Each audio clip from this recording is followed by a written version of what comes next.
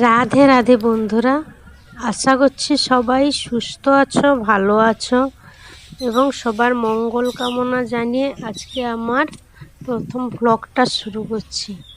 আমি মিতা, আপনারা দেখছেন মিতা লাইফ স্টোরি আমার চ্যানেল।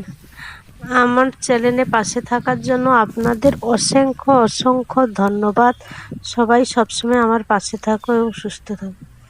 আমরা আজকে হঠাৎ বেরিয়েছি যে বাড়ি থেকে, যে বাড়ি মানে আমাদের গঙ্গাসাগর থেকে যাব আমরা ডায়মন্ড হারবার। এই যে আমাদের ভেসেল ঘাটে চলে এসেছি গঙ্গাসাগর। আমরা এই গঙ্গাসাগর থেকে যাব ডায়মন্ড হারবার হাসপাতাল। সেই পুরো রাস্তাটা যে কীভাবে জানি আমরা এই রোডে ছোটো বাচ্চা নিয়ে কষ্টে যাচ্ছি সেইটা দেখাবো।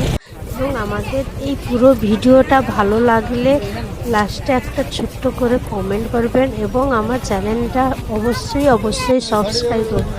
আমরা দেখেছো নতুন চ্যানেল, তোমরা পাশে থাকলে এবং ভালোবাসা দিলে আমরাও সবসময় তাহলে উৎসাহ হব এবং আরও নিত্য নতুন ব্লগ দেখানোর চেষ্টা করব। এই যে আমাদের ভেসেল ঘাটে চলে এসেছি।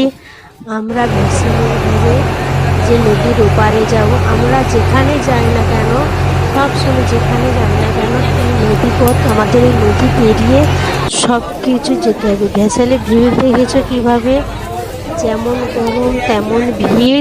এই ভিড় জাঁকানাকিতে এসছে। এই যে ডায়মন্ড হারবার বাস স্ট্যান্ড, এই যে চলে এসছে আমরা হাসপাতাল গেটের কাছে।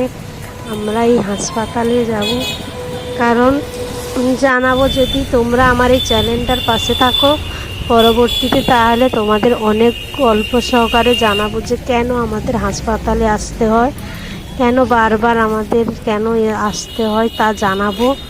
তোমরা যদি আমাদের পাশে থাকো অবশ্যই জানাবো। আরও অনেক কিছু দেখার চেষ্টা করব, যেহেতু নতুন তাই তোমরা আমাদের সাপোর্ট করো। অবশ্যই তোমাদের দেখাবো। এই ডায়মন্ড হারবার আমাদের মহকুমা, জেলা মহকুমা হাসপাতাল। সবসময় আমাদের বড় কোনো কিছু অসুস্থ হলে আমরা এখানে যাতায়াত করি।